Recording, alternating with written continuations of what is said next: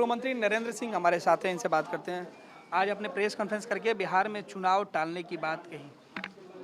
हाँ, मैंने यहाँ की कोरोना वायरस से ग्रस्त बिहार जिस तरह से त्राहिमाम कर रहा है और उत्तर बिहार के तमाम जिले जिस तरह से बाढ़ से ग्रसित हैं, घर ढह गए, सामान ढह गए, आज भी बाढ़ पीड़ित सड़क पर है, बांध पर है।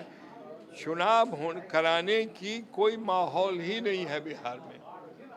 अगर ये चुनाव हुए तो ये बीमारी से इतने बड़े पैमाने पर लोग मरेंगे कि उनके जनाजों को भी कंधा लगाने वाला आदमी नहीं मिलेगा। ये बीमारी ऐसी है कि अगर बाप बीमार होता है तो बेटा भी करीब नहीं जाता है, बेटा बीमार होता है तो बाप करीब नहीं जाता है। आप समझिए कि इतनी बड़ी मौत होगी, कौन एक दूसरे को कंधा देके घाट पे या दफनाएगा या जलाएगा। आज लोगों को मौत के साथ जीवन के मौत के साथ लोगों को जोड़ा जा रहा है ताकि लोगों की बड़े पैमाने पर मौत हो। अब ये साजिश है, इस साजिश के खिलाफ हमारा अभियान है कि चुनाव अभी होना यानी लोगों की जान लेने के बराबर है। आपने कहा कि राष्ट्रपति शासन लगाना चाहिए।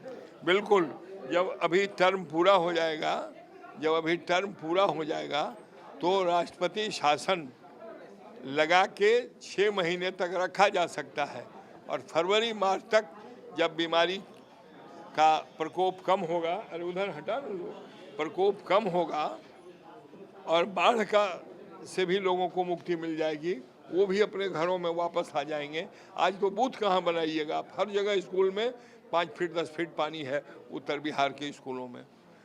ये जब स्थिति सामान्य हो तो चुनाव होगा और इस बीच स्वाभाविक है 29 नवंबर तक अगर विधानसभा गठन नहीं होता है तो राष्ट्रपति शासन होगी। तो उतना लेट क्यों, पहले ही से क्यों नहीं राष्ट्रपति शासन लगा देते हैं और पूरी की पूरी ताकत जो चुनाव में खर्च करेंगे, इनके ऊपर जो एहतियात बरतने में आप खर्च कर रहे हैं वो एहतियात बरतने में ज़्यादा खर्च करिए, चुनाव में कम खर्च करिए। चुनाव आगे होगा तब तक बीमारी और बाढ़ से लोग कुछ मुक्ति पा लेंगे और वो फरवरी मार्च का वक्त ही उचित वक्त होगा बिहार में चुनाव कराने। इलेक्शन कमीशन ने भी साफ कर दिया कि समय पर चुनाव होंगे और सत्ता पक्ष भी पूरी तरीके से तैयारी करते हुए दिख रहा है। मेरा आरोप है कि इलेक्शन कमीशन भारत सरकार के जेब में है और उनके इशारे पर काम कर रही है और भारत सरकार जिन लोगों की है वो बिहार की सरकार में पार्टनर है, इसलिए उनकी मिली भगत है। इसलिए मैं आज भी उनसे निवेदन करता हूं कि निरपेक्ष भाव और निष्पक्ष भाव चुनाव आयोग अख्तियार करे, वरना इस देश में बड़ा ही दुर्भाग्यपूर्ण स्थिति पैदा होगा। राजद नेता रघुवंश प्रसाद सिंह के निधन को लेकर भी आपने कहा कि उनकी जिस तरीके से प्रताड़ित उनको किया गया उसके बाद उनकी मौत हुई है। हाँ, उनको सत्ता पक्ष ने भी, जिस पक्ष में थे, जिस पार्टी में, उस पार्टी ने, विपक्ष ने भी उनको प्रताड़ित किया और सत्ता पक्ष ने भी उनको प्रताड़ित ही किया, व्यंग ही किया। मेरे में आ जाइए, यहाँ दे देंगे, वो दे देंगे। जो आदमी कभी जीवन में सत्ता से समझौता नहीं किया वो लोग उनके साथ मजाक कर रहे थे और कल तक 2 साल पहले तक उनको गाली बक रहे थे।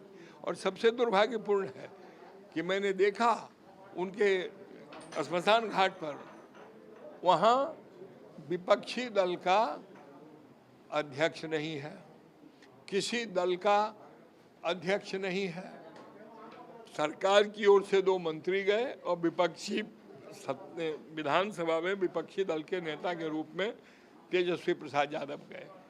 बाद बाकी कोई भी मान्यता प्राप्त दल, सीपीआई, सीपीएम, माले, कांग्रेस, बीजेपी, जेडीयू का अध्यक्ष, जेडीयू का पदाधिकारी, ये तमाम लोगों में से कोई भी वहाँ उपस्थित नहीं हुए। ये दर्शाता है कि ये घड़ियाली आंसू बहा रहे थे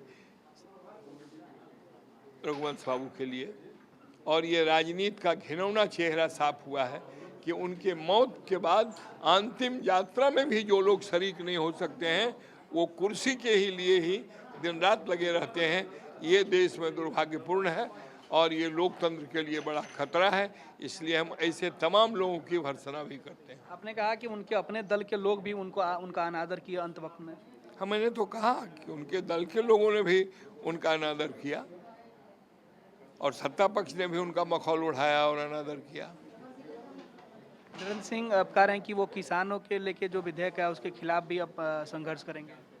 हाँ, किसानों, ये जो अभी 3 विधेयक लाई है भारत सरकार, वह बिल्कुल ही किसान विरोधी है, किसानों के हित में नहीं है। खुला बाजार ये कर रहे हैं और मूल्य कौन तय करेगा ये भी नहीं ये खुलासा कर रहे हैं। अभी एमएसपी तय करती है सरकार, मिनिमम सपोर्टिंग प्राइस, वो भी नहीं, वो छोड़ दिया बिचौलियों के हाथ में। आप लोग आंदोलन कब कर रहे हैं? हैं? कितने तारीख को आंदोलन कर रहे हैं? अभी तो 23 को पूरे देश भर में प्रदर्शन होगा और 27 को दिल्ली में बड़ी रैली होगी। किसानों की देश भर के